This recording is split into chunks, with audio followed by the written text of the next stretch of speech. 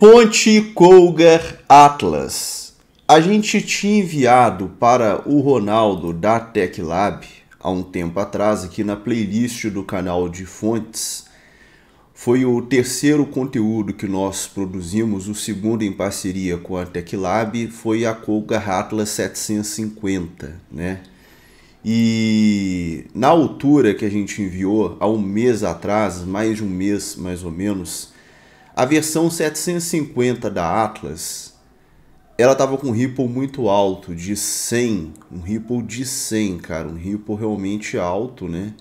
E em 10%, esse ripple chegou a 120, que é a linha de corte ali do padrão ATX, ou seja, a versão de 750, ela estava no limite do padrão ATX, que não é muito interessante, né? A TecLab, né, o Ronaldo e a sua equipe, eles são bem mais exigentes com relação aos padrões, né? E ficou aquela dúvida, né? Será que o problema foi com a unidade que a gente enviou para a TecLab? Porque, paralelo ao Ripple, a fonte, infelizmente, ela explodiu, ela queimou, né? Eles colocaram mais carga nela para saber se os sistemas de proteção de segurança ia desligar a fonte ao invés dela descontrolar ou queimar. Ela se descontrolou completamente e depois ela morreu, a fonte queimou, tá, pessoal? Então isso foi numa live ao vivo, sem edição, sem cortes, eles receberam a fonte lacrada que a gente enviou. Então ficou aquela pulga atrás da orelha, pô, será que é a unidade que a gente enviou que não estava legal, ou será que é um problema realmente com essa linha, né? Que é uma linha que eu até cheguei a cogitar que poderia ser uma linha intermediária de fontes, né? Porque ela citava um capacitor japonês e a versão de 750 realmente tem esse capacitor. Será que a versão de 600 também tem? Ela citava que alguns sistemas de proteção de segurança, né? E o que acontece, pessoal? Não era para ter acontecido isso aqui, não era para a fonte ter queimado, né? Era para ela ter desligado, até porque você tem aqui o sistema de proteção que existe na fonte, só que a supervisão deles não é tão legal de acordo com os critérios adotados pelo TecLab. Então, se fosse também refinado a questão da revisão, ela não teria explodido, ela não teria queimado, né? Então isso é uma coisa, nada contra a Cougar de forma nenhuma, né? Nós não estamos aqui para falar mal, para ir contra nada, nós estamos aqui inclusive para trabalhar também, para ajudar as empresas também, assim como os consumidores. O nosso objetivo é mostrar para as pessoas entenderem, né, os prós e os contras dos produtos, até onde o produto chega, tá? A conclusão que a TecLab chegou dessa fonte é uma fonte que deixou muito a desejar. A conclusão que eles chegaram, né, ela está dentro do padrão ATX, mas é uma fonte que não possui uma boa supervisão, um ripple muito alto para os padrões do TecLab e assim, não é uma fontezinha que a gente tem uma tranquilidade de estar indicando, mas poderia ter sido um problema com a unidade que a gente enviou. Por isso, o que a gente fez? A gente enviou novamente para a TecLab, isso aqui é a página principal do TecLab, você vem aqui ao vivo, tá? Nessa última live que há 10 dias atrás, eles testaram 3 fontes, entre elas, eles testaram essa aqui, a Cougar Atlas 600 watts, né? E a gente mandou a 600 para a gente entender se o problema foi pontual com a versão de 750 e agora vocês vão acompanhar as avaliações. As tensões das linhas, temos aí a linha de as tensões estão boas, né? Estão boas as tensões. Acima de 12 volts. O Ripple está num índice bom, está de 60 milivolts, não é aquele Ripple maravilhoso, mas tá ok, a eficiência está boa, porque está bem acima, está tão próxima de silver quanto de bronze. Deu uma ajustadinha para o 115. O fator de potência está bom também, 99,6. Ripple nas demais linhas. Vamos lá. Na linha de 5 volts temos aí 20 mV. A linha de 3.3, 22 mV. E a 5V standby, 30, 31 mV, 32. A linha de 12 volts, 60, 59, 60, 61. O ponto mais quente está aqui mesmo. Oi? Ponto mais quente. A fonte tá boa, pessoal. A fonte está com índices bons aí. O Ripple não é maravilhoso, ele está no nosso limite de corte, mas está aí funcionando. Tá aí, 60 mV, não é nada que a gente possa assim falar, oh, que maravilha, mas está na nossa linha de corte. E as linhas mais baixas estão abaixo de 35 mV. Fonte está com a temperatura boa, né, decente. Os testes de instrumentação aqui, por enquanto, estão legais. O Jackson vai colocar os 10% de sobrecarga. Ripple foi para 80 mV. As tensões praticamente não houve alteração. Eficiência foi para 82,5. O fator de potência permaneceu o mesmo. O Ripple nas demais linhas, dá uma olhadinha, praticamente não houve alteração. Na linha de 3.3 aumentou um pouquinho. A linha 5VSB também aumentou um pouquinho.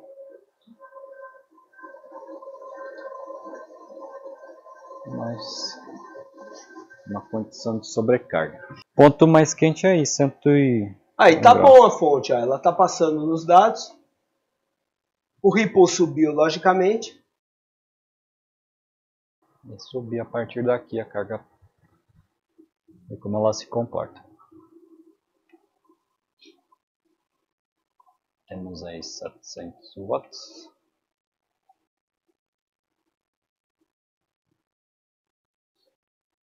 Ripple em 91.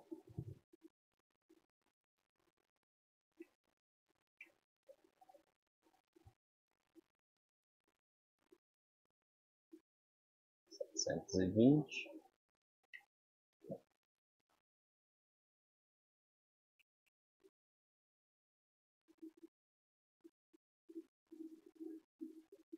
$730. A fonte ainda está segurando, né? Ela não estourou o Ripple ainda. A gente costuma ver na linha de 12 volts. Temperatura de 25, mais ou menos 1 grau. 760 watts. Arruma o gráfico lá e dá uma zerada lá já. Vou diminuir um pouco a onda aqui.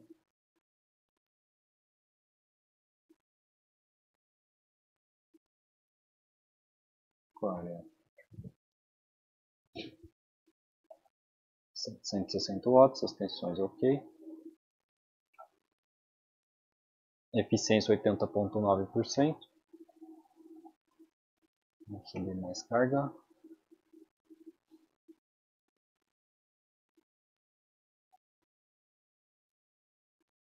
$773.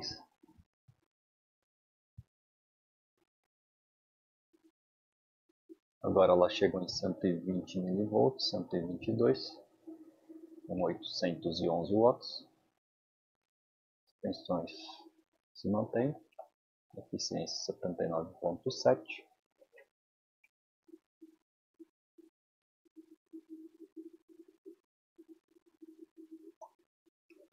$852 watts com 165 mV de Ripple, 78,5 de eficiência. Ripple para 200, subir mais a carga.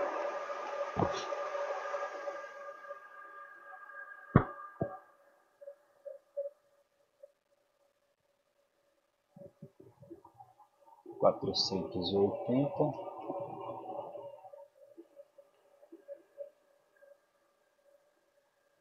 160 watts,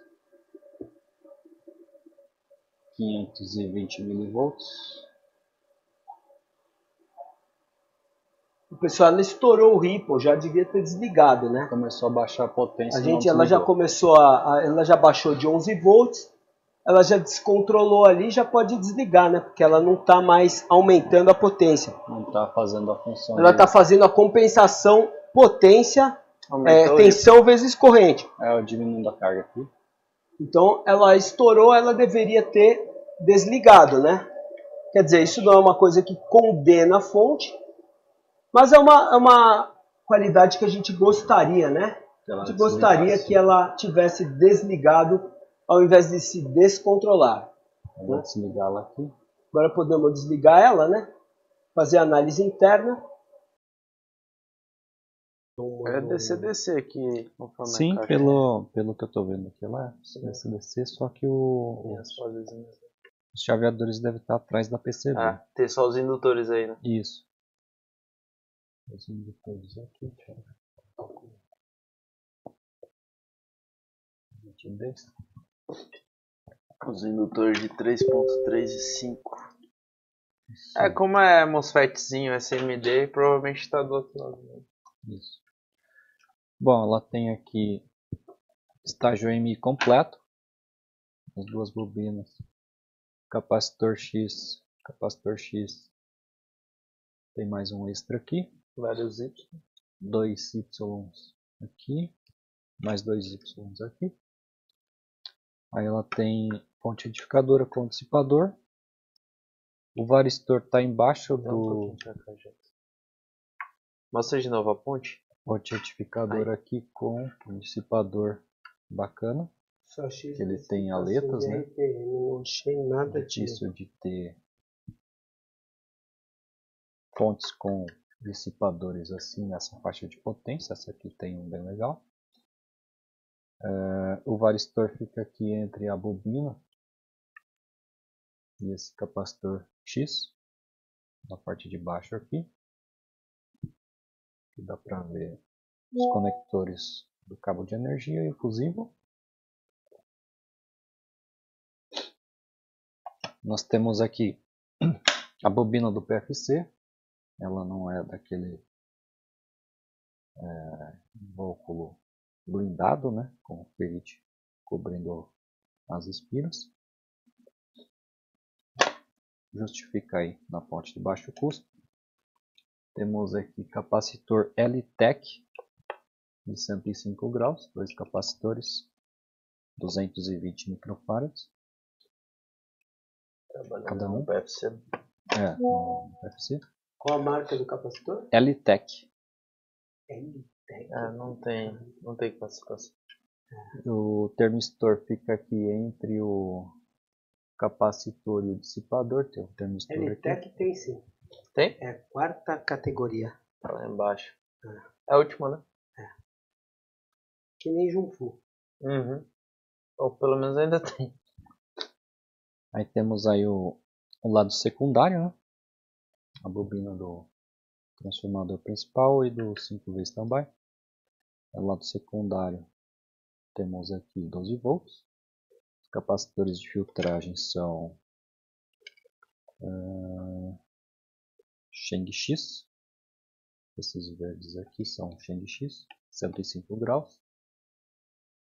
Aí nós temos mais Cheng-X. E aqui tem dois Elite para as linhas de 3.3 e 5 volts. Tem alguns capacitores de polímero aqui. Também, polímero de alumínio. O DC-DC para fazer a linha de 5 volts. E a de 3.3. Aí, conector do ventilador. Vem nesse cabo aqui. O soquetinho não vai na placa, né? Tem um chicote. Ele tem um chicote. Legal. E vem um pra gente que futuca a placa, a fonte é bom, facilita. Eu vou tirar ela aqui para dar uma olhadinha atrás. Double side? Não, ela tem as mesmas jumpers.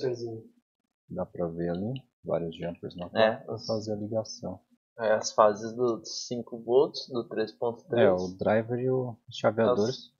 Controladores. Você vê que eles utilizam também jumper para jogar do outro lado. Esse aqui eu acho que já é PWM. Sim, é da PWM. Mas ele utiliza mas é o do DCDC, né? Sim. São os PWMzinhos. A solda tá bacana. Tá boa a solda. A gente pode fazer agora uma análise para E os cabos, né? despedir. Os cabos são flat, né? Cabo 18 AWG. Não fala nada do ventilador, mas é quase certeza Ela tem que ele um CPU split 8 pinos. Pessoal, esse é um modelo, ele foi aprovado nos limites, né? Ele foi aprovado na eficiência, a eficiência se mostrou boa, fator de potência, estabilidade das tensões bom, até porque é DC-DC, então funcionou bem 100, 110%.